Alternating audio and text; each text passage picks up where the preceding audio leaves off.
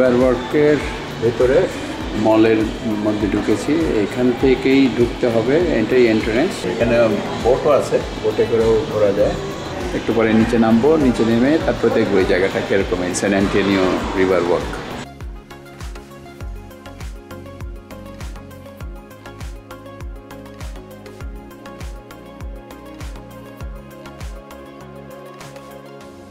আমি এসেছি river walk স্যান Antonio. এটা মূলত করা হয়েছিল 1920 সালে। এই স্যান অ্যান্টোনিও সিটির যে বন্যা পানি, সেই পানিটাকে ড্রেন আউট করার জন্য এই রিভারের সৃষ্টি করা হয়েছিল।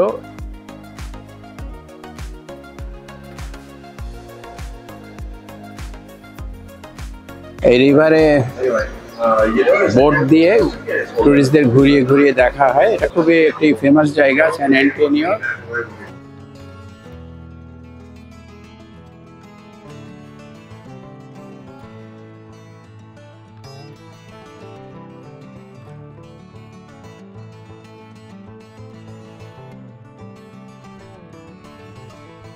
তো আমি এখন আস্তে আস্তে আগাবো এবং দেখবো এখানে আর কি কি আছে এই রিভার ওয়াকে।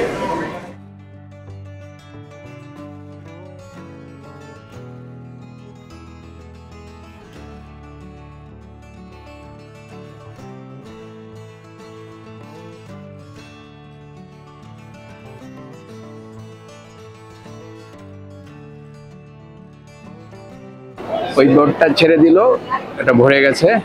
আমরা এই বোটটাতে উঠবো, এটা এখনই আমাদের উঠাবে।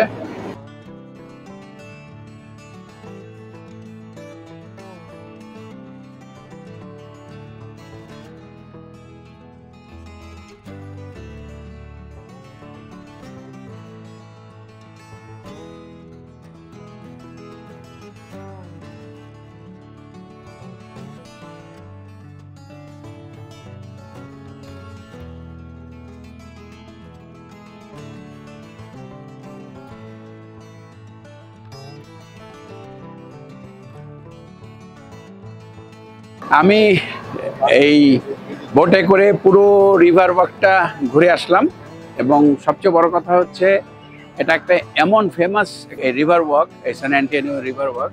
পৃথিবীর নানা প্রান্ত থেকে আসেন এবং যারা লোকাল আছেন তারাও কিন্তু আসেন। তো এখানে দুপাশে অনেক হোটেল, বড় বড় হোটেল, পাশাপাশি এখানে অনেকগুলো ফেমাস সেন্টার আছে। এখানে একটা পুরনো চার্চ আছে, তারপর রেস্টুরেন্ট অনেক, এবং একটি সবচেয়ে পুরনো আমেরিকার প্রথম মেক্সিকান রেস্টুরেন্ট, সেটাও এখানে কাসা রিও, যেটা সেই 1926 সালে হয়েছিল এই রেস্টুরেন্টটা এখানে।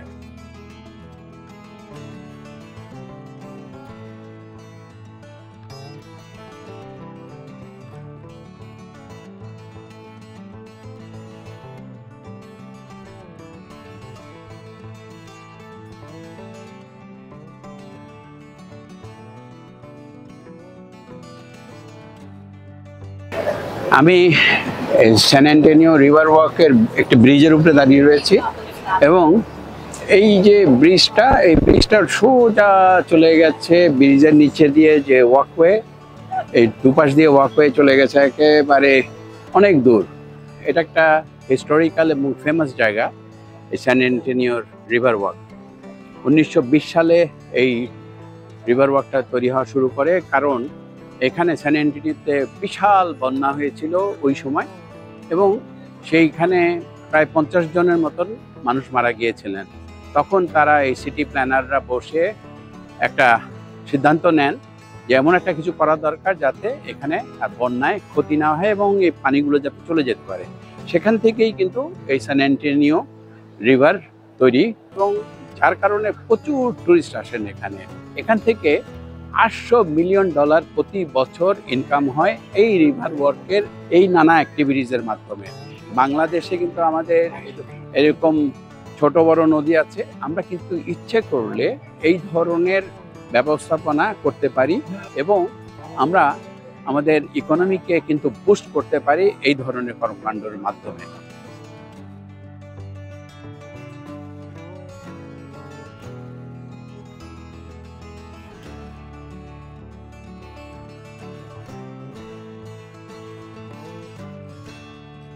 আমি এখন যাচ্ছি অ্যালামো। অ্যালামো হচ্ছে একটি বিখ্যাত জায়গা, কারণ যেখানে যুদ্ধ হয়েছিল আমেরিকান এবং মেক্সিকানদের মধ্যে। আমি যে জায়গায় আছি সেখান থেকে যেতে সময় লাগবে প্রায় আধা ঘন্টার মতো।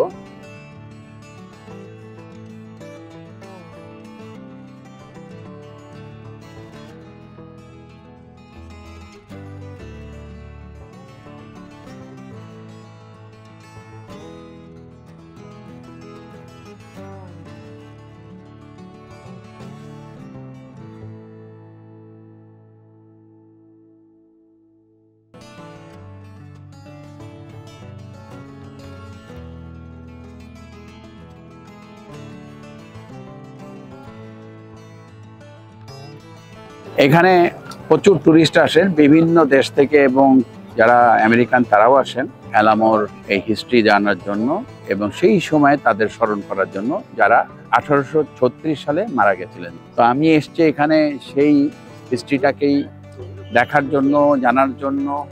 এবং এইখানে এই যে স্থাপনা আছে, এখানে ভেতরে যাব, ভেতরে গিয়ে দেখব কি কি আছে, তারপরে আপনাদের সেগুলো দেখাবো।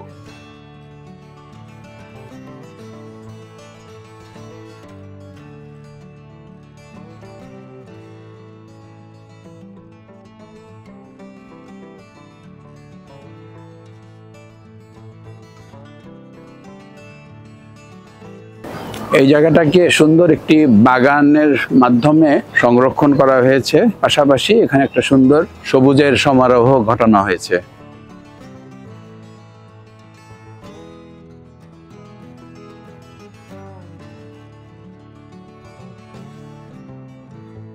এটা সেই 1836 সালে সেই সময়কার একটি কুয়ো।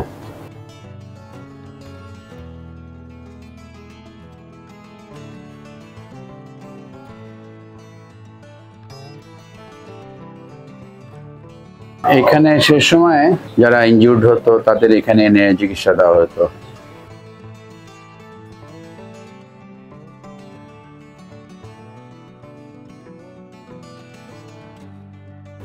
And this rifle, which is 45 caliber, shoots this 40 feet.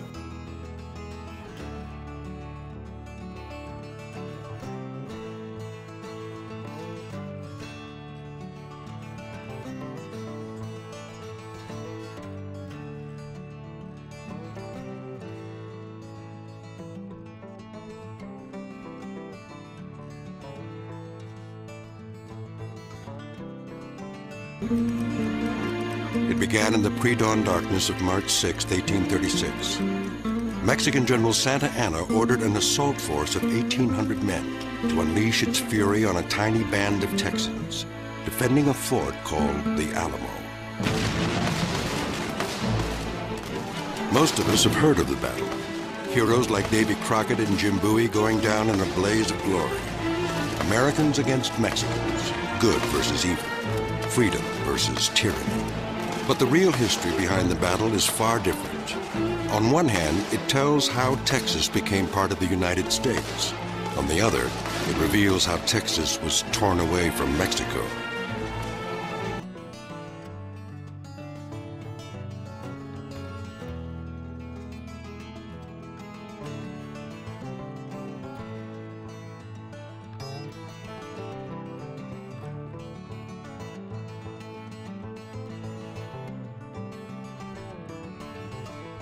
এখানে অনেকগুলো স্কাল্পচার করে রাখা হয়েছে, যারা এখানে ফোর্টে ছিলেন এবং যুদ্ধ করেছেন তাদেরই বেশ কিছু স্কাল্পচার এখানে তৈরি করে রাখা হয়েছে।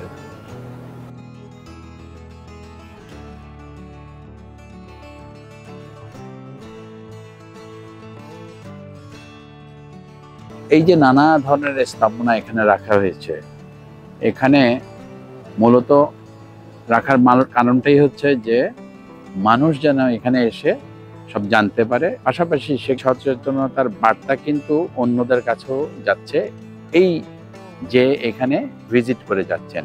আমরা বাংলাদেশে কিন্তু আমাদের হিস্টোরিক্যাল প্লেসগুলো, আমাদের ইতিহাস ঐতিহ্যকে কিন্তু আমরা সেভাবে তুলে ধরতে পারি, আমরা সংরক্ষণ করতে পারি, এবং সেটা করাটা কিন্তু খুবই জরুরি।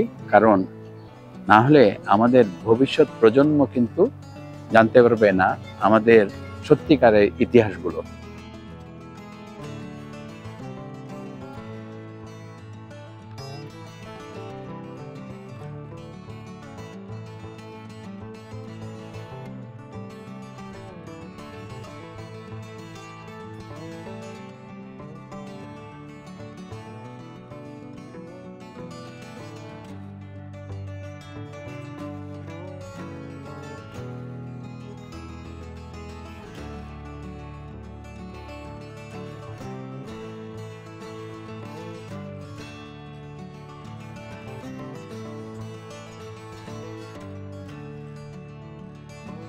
এই স্থাপনাটা ঘুরে ঘুরে দেখলাম এবং এটা দেখে একটি কথাই মনে হলো যে আমাদের দেশেও যে স্মৃতির নিদর্শন রয়েছে সেগুলো কিন্তু আমাদের অবশ্যই সংরক্ষণ করা উচিত এবং মানুষের কাছে কিন্তু তুলে ধরতে হবে, যাতে মানুষ আমাদের নিয়ে গর্ব করতে পারে এবং আমাদের বাঙালি জাতিকে তারা যেন শ্রদ্ধা করে।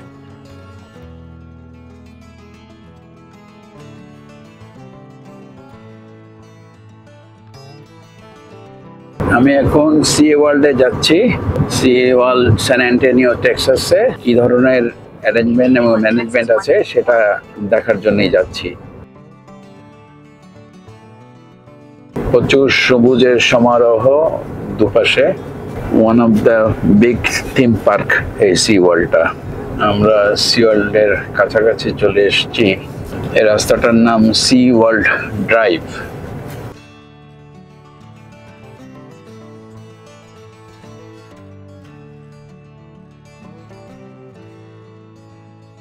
খুব সুন্দর করে সাজানো গুছানো এন্ট্রি পয়েন্টটা। এখন গিয়ে টিকিট করতে হবে, টিকিট করে তারপরে ঢুকতে হবে।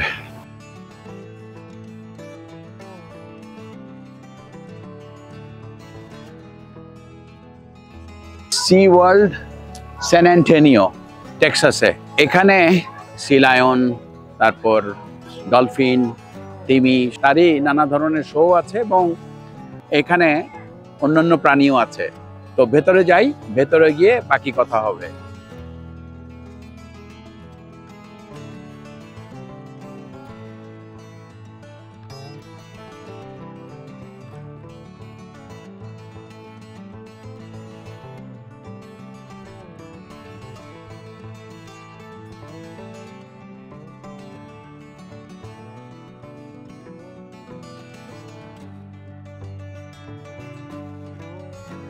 একটা স্টেডিয়ামে এসেছি যেখানে ডলফিন এবং তিমির এখানে নানা রকম অ্যাক্টিভিটিস দেখানো হবে। আর এই জায়গাটির নাম হচ্ছে মেলুগু স্টেডিয়াম, আর ওশিয়ান ডিসকভারি এই শোটার নাম।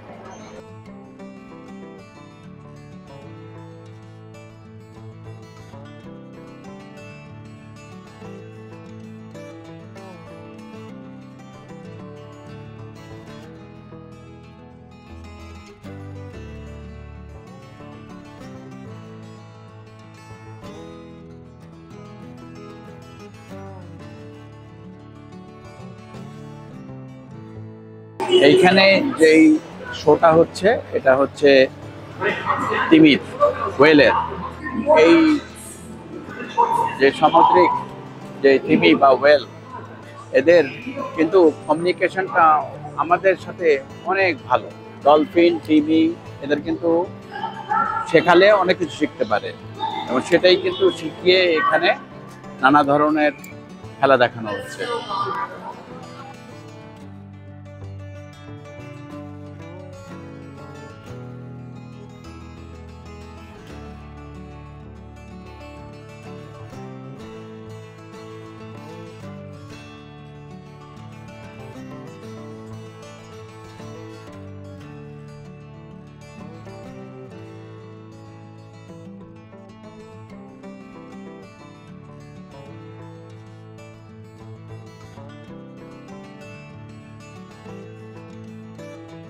এই তিমিগুলোর ওজন ৪,৫০০ পাউন্ডের মতো, বিশাল।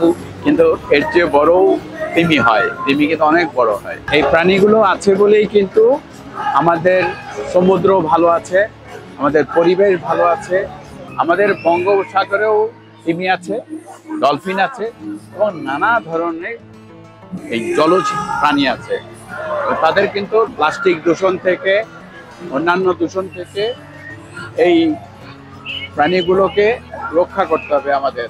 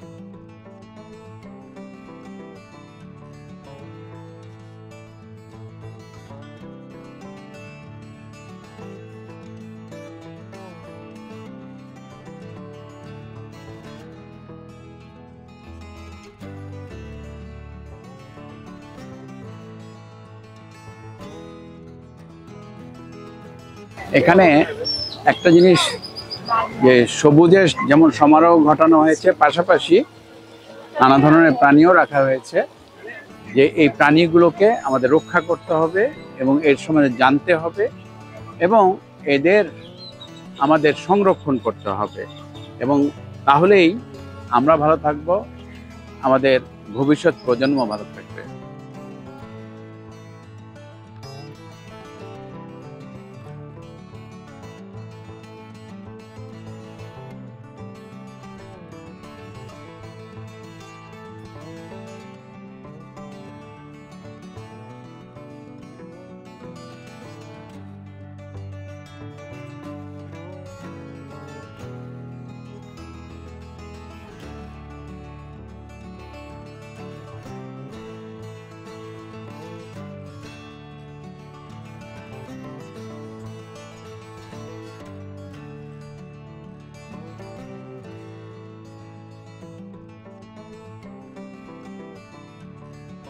এখানে রেঞ্জাররা আমেরিকান বল্ড হেড হোয়াইট ঈগল নিয়ে দাঁড়িয়ে রয়েছেন সচেতনতা বৃদ্ধি করার জন্য, যে এই প্রাণীকে রক্ষা করতে হবে।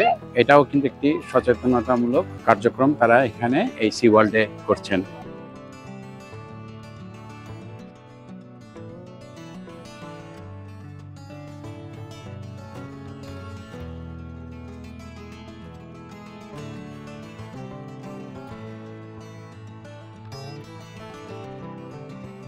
গরমে বিশাল দেহি টার্টলটা পানিতে নেমেছে, ওরা অবশ্য ডাঙাই থাকে, আরেকটা ওখানে মনের আনন্দে ঘাস খেয়ে যাচ্ছে।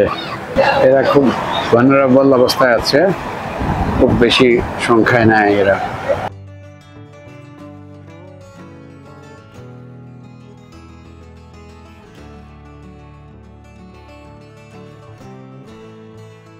সারাদিন এই সি ওয়ার্ল্ড স্যান অ্যান্টোনিও টেক্সাসের ঘুরে বেড়ালাম, নানা ধরনের অ্যাক্টিভিটিস দেখলাম এবং এখানের যে ম্যানেজমেন্ট তা দেখে সত্যি আমি অভিভূত।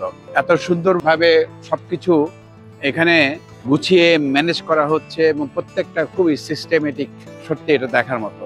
আমাদের যাই আছে সেইটুকুকে আমরা যদি তুলে ধরতে পারি এবং প্রপার ম্যানেজমেন্টের মাধ্যমে আমরা রক্ষণাবেক্ষণ করতে পারি, তাহলেই কিন্তু একটা বিশাল কাজ হবে। সুতরাং আমাদের দেশ আমাদেরই ভালো রাখতে হবে এবং আমাদের ভালো রাখতে হলে কিন্তু আমাদের সবাইকে এগিয়ে আসতে হবে এবং হাতে হাত মিলিয়ে আমরা যখনই এই কাজটি করব তখনই কিন্তু আমাদের দেশ ভালো থাকবে, আমরা ভালো থাকবো, আমাদের ভবিষ্যৎ প্রজন্ম ভালো থাকবে।